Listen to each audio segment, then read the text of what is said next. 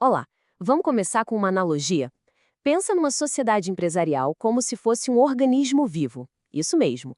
Quando tudo vai bem, ela cresce, é forte, cheia de vitalidade. Mas, como qualquer organismo, ela também pode ficar doente.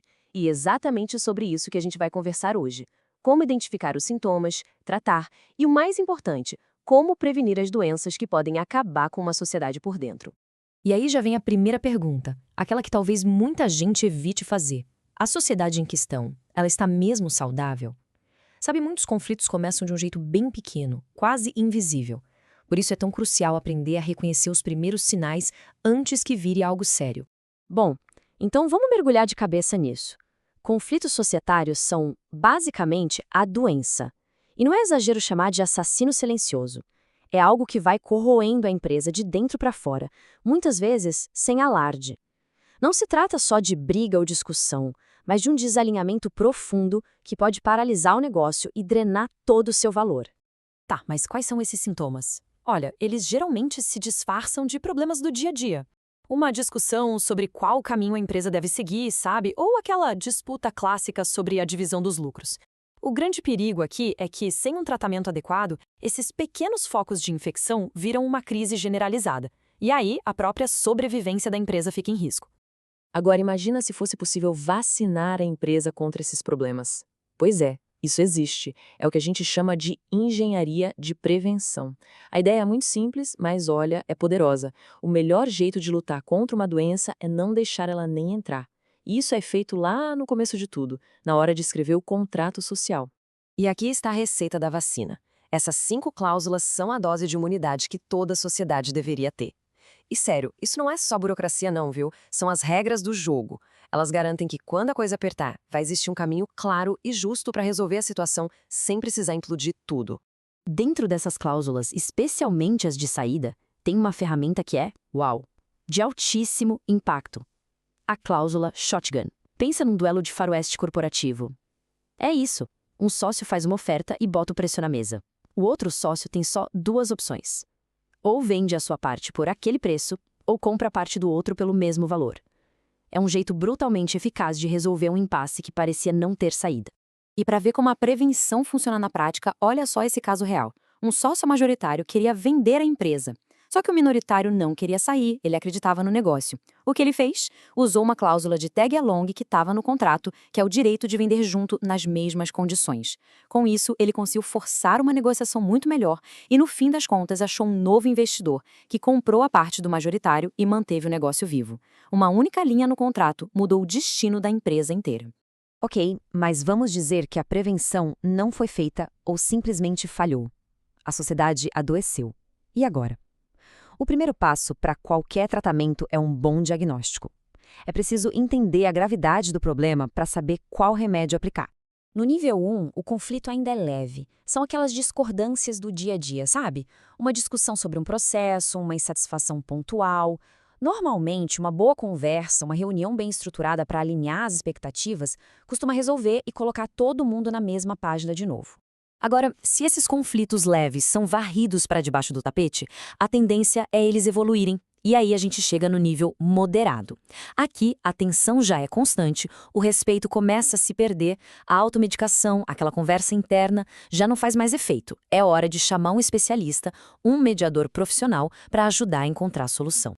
No nível grave, a coisa ficou feia. A doença já está afetando os órgãos vitais da empresa. A gente está falando de abuso de poder, desvio de dinheiro, a empresa simplesmente para de tomar decisões.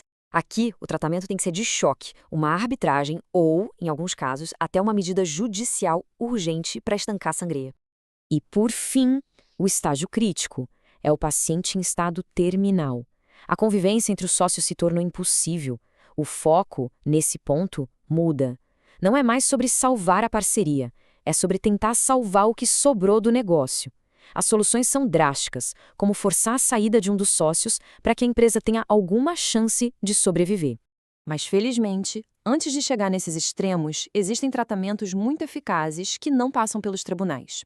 Dá para pensar neles como tratamentos não invasivos, que buscam a cura causando menos trauma para o paciente, que, no caso, é a empresa. E existe um espectro de opções. A negociação é sempre o primeiro passo. Se não der certo, a gente sobe um degrau e vai para mediação, que traz uma pessoa neutra para ajudar no diálogo. E se mesmo assim o acordo não sair, a arbitragem entra em campo com uma decisão rápida, definitiva e, o melhor, fora do sistema judiciário público. E a diferença entre esses dois mundos é brutal. Dá uma olhada na comparação.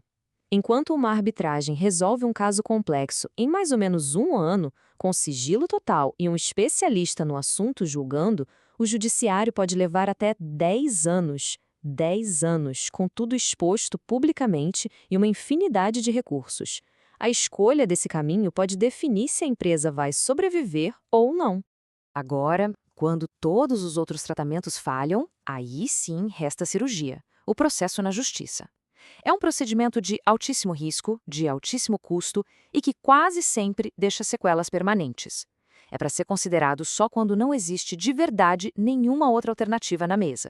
E os custos são devastadores. E não é só o dinheiro com advogados, que já é altíssimo. São anos de incerteza, a exposição pública de segredos do negócio e o resultado quase garantido, a destruição total de qualquer relacionamento que existia. Muitas vezes é aquela vitória que no fim do dia tem gosto amargo de derrota, porque a empresa se foi no processo. Bom, depois de ver todo esse cenário, a grande questão é: como não chegar a esse ponto? Como evitar a doença grave e a cirurgia de risco?